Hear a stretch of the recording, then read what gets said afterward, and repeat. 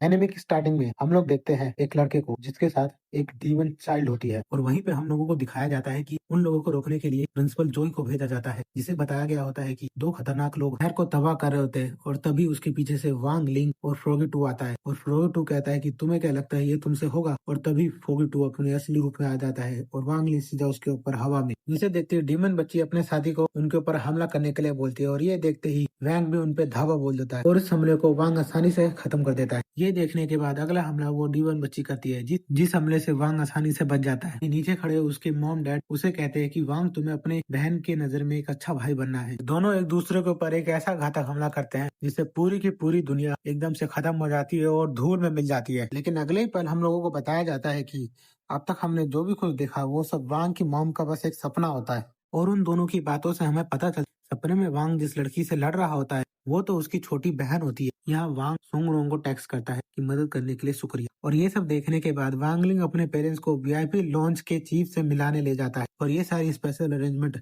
वांग की खास दोस्त सुंगरोंग ने किया होता है। अब वांग की मॉम को यहाँ पे लाने का बस एक ही मकसद था ताकि उनकी प्रेगनेंसी का अच्छे से ख्याल रखा जाए, और हम वैंग को देखते हैं जो एक तरफ काफी सारी किताबों को देख रहा होता है जिसके अंदर एक अच्छा भाई कैसे बना जाता है उसके बारे में लिखा होता है। इसलिए वांग उन किताबों की जानकारी को एक अलग ही तरीके से पढ़ने लगता है और फ्रोगी टू आता है और कहता है कि आज वांग कुछ ज्यादा ही सीरियस लग रहा है, और वैंग के फ्रेंड्स भी उससे वहां मिलने आए होते हैं और ये जान के बहुत ही ज्यादा खुश होते हैं कि उसको एक छोटा भाई या बहन मिलने वाला है।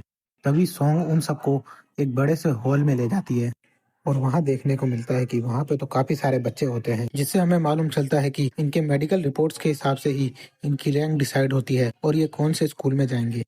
हमें कुछ और बच्चे आते हुए दिखाई देते हैं जो बाकी बच्चों की काफी ज्यादा बुराई कर रहे होते हैं कि वो कितने ज्यादा कमजोर है। में से एक लड़का जिसका नाम मिंग होता है वो अपनी मॉम के साथ यहाँ पे टेस्ट देने आया होता है। उसकी मॉम बहुत ज्यादा खुश होती है क्योंकि उनको लगता है कि उनके बेटे से ज्यादा यहाँ ताकतवर कोई नहीं है। इसके बाद जब वो अपना वजन कराने जाता है तो उसका वजन 280 किलो निकलता है। तभी विंग बांग लिंग को देखता है जो उसे देख के कहता है कि तुम तो वही हो ना जिसे मैंने पत्तों में हराया था, तुम बस अभी तक 8th लेवल तक ही पहुंच पाए हो। तभी वैंग के मॉम डैड अपने होने वाले बच्चे की पावर को चेक करने के लिए आते हैं, इसलिए सैंग वहां एक डिवाइस को एक यूएसबी केबल से कनेक्ट कर देता है। अब सभी लोग बच्चे की हार्ट बीट सुनते हैं जो कि एकदम किसी गाने की तरह बज रहा होता है। ये सब देख के सभी लोग हैरान हो जाते हैं और तभी मिंग पीछे मुड़कर जोर से चिल्लाता है क्योंकि वहाँ सभी लोग उस धुन के ऊपर ऐसे नाच रहे होते हैं जैसे पता नहीं वह क्या हो। ये देखने के बाद मिंग बहुत ही ज्यादा गुस्सा हो जाता है। सुंग रोंग वांग की मॉम से कहती है आपको कैसा लग रहा है? वो कहती है तुम्हें नहीं पता पावरफुल बच्चों को पालना कैसा होता है। ये सब देख के मिंग बहुत ही ज्यादा गुस्सा होता है।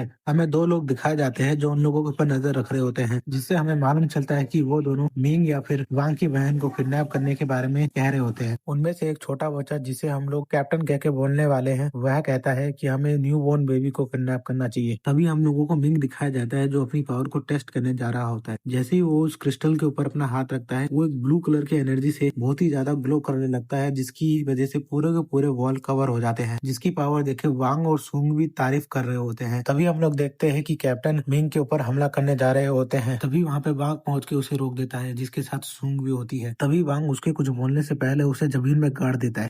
तभी वैंग के डैड वैंग की मॉम को उस क्रिस्टल से कनेक्ट कर देते हैं, जिसे ये करते हुए काफी सारे लोगों ने देख लिया होता है और उसके अंदर से इतनी तेज गोल्डन लाइट निकलती है जिसकी देख के सबके सब हैरान हो जाते हैं। तभी सूंग कहती है कि तुमने मेरी याददाश्त को क्यों नहीं मिटाया? तभी वांग कहता है कि मैंने तुमसे वादा किया था कि मैं तुम्हारी याददाश्त को कभी नहीं मिटाऊंगा। तभी वांग सबकी 50% मेमोरी को इरेज कर देता है। तभी हम लोग देखते हैं कि वो कैप्टन अपने कपड़ों को यहीं छोड़ के भाग गया होता है। वांग अपनी सोर्ड को पेयर करता है और कहता है कि जाओ जाके उनका बिल ढूंढो और जाके उन्हें खत्म कर दो, और सोर्ड अपने काम पे लग जाता है। कैप्टन को जाते हुए देखते हैं जो कह रहा होता है पता नहीं क्यों मेरे इंजरीज रिफिल क्यों नहीं हो रहे। तभी वो दूसरा आदमी कहता है कि अब हमें क्या करना चाहिए। तभी कैप्टन कहता है कि हमें कुछ भी करके उस बच्ची को किडनैप करना होगा। हम लोग सोर्ड को देखते हैं जो अपने असली रूप में आ चुका होता है और वह सीधा उनके बेस के ऊपर हमला कर देता है। हम लोग मिंग को देखते हैं जो स्कूल के बाहर बैठा हुआ होता है। तभी वहाँ पे वांग और सुंग आते हैं और उसे कहते हैं क्या हुआ। तो मिंग कहता है कि मेरे रिजल्ट अभी भी मुझे नहीं मिले क्योंकि मशीन खराब हो गई थी। तो वांग कहता है कि अभी भी उसके ऊपर काम चल रहा है, वो कल तक ठीक हो जाएगा। सुंग मिंग को प्रिंसिपल जोई की एक मूर्ति देते हैं गोल्डन कलर की, जिसे देख के मिंग बहुत ही ज्यादा खुश हो जाता है और भागते हुए कहता है कि एक दिन मैं जरूर इनके जैसा बनूंगा।